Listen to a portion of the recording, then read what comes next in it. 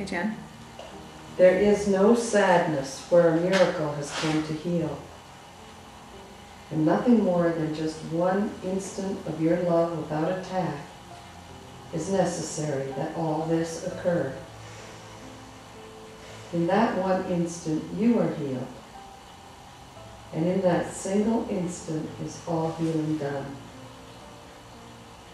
What stands apart from you when you accept the blessing that the holy instant brings? Be not afraid of blessing, for the one who blesses you loves all the world and leaves nothing within the world that could be feared. But if you shrink from blessing, will the world indeed seem fearful?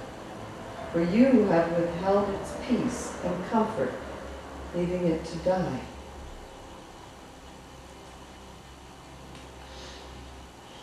Quite a responsibility, huh? Yeah, kind of. Just one instant, however. Just the holy instant. Be not afraid of blessing. Yeah. I kind of wonder if the holy instant couldn't encompass lifetimes, you know? Because, Yes, that was my question. How long is this holy instant? It's Yeah, always could be present. Yes, It's right. eternally present. Yes. It's always here. We just move out of it. It's we kind of like fall asleep. We fall back asleep into the dream, but it's always present. It's always present. It's the eternal now. It's Yeah, the the eternal eternal. presence of God. So what we know is we can only maybe get there for an instant at a time, but it's going to heal every problem we have every time we can cash in on it. But it's always there. We just, in fact, I was thinking, you know how in the Bible and in modern Christianity, you know, it talks about the fall. And I was thinking, and you know what we did? We fell asleep. Yeah, right. We fell asleep, and that's what we do. You know, the holy instant's always here, so that would be heaven.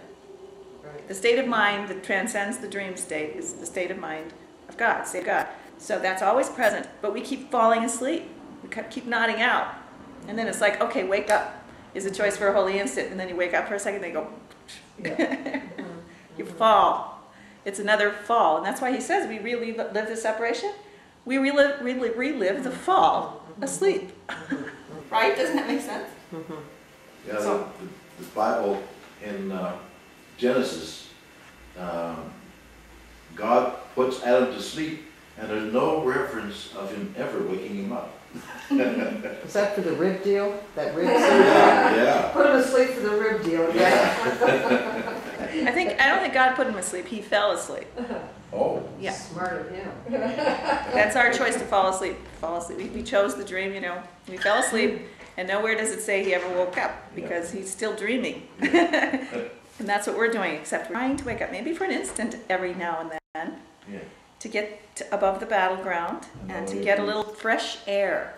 All you do is connect the instances. Yeah, eventually it will just be the eternal now. I think that's what miracles are. He says we're taking these steps. Pretty soon, it will just be our eternal understanding. We will awaken into God and heaven. But we're having to take these steps because we can't handle the presence yet. We're just not wanting it enough. So one step at a time, we begin to build that until the real world would be getting closer, because it would be more states of holy instant. It's the holy, right? And then gradually remembering and awakening completely.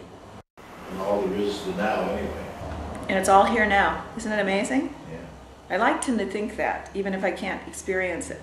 It's reassuring just to know that eternally, always present is the mind of God and heaven's state of peace and happiness. I might not be able to get there because I, for some reason, have some block in my way. But knowing it's there is a lot more comfortable than thinking it's somewhere off in the future or in the sky.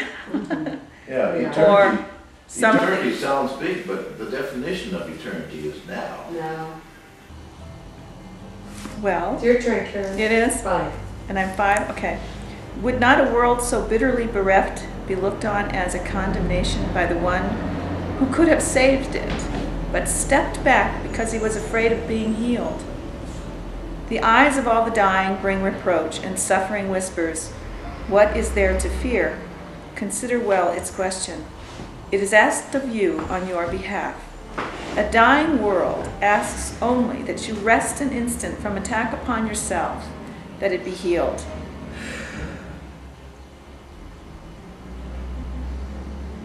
I take that pretty literally. I think it's very literal. He's not saying not doing your function is a non-thing. It is a real thing. We're keeping us and everyone else in hell by not stepping forward and being willing to be healed and corrected. That's the truth. Still not guilty, but definitely there's consequences to this decision to stay in our dream. Right? There's consequences. And a cause and effect world that doesn't exist, we don't have to be guilty, but we sure want to be impressed on how important it is, so that we push through our fear and our resistance, not as a guilty learner, but as a happy learner who realizes, if I can do this, if I can push through my own fear of healing, I'm going to help the world. I'm going to do something positive. This is not just for me.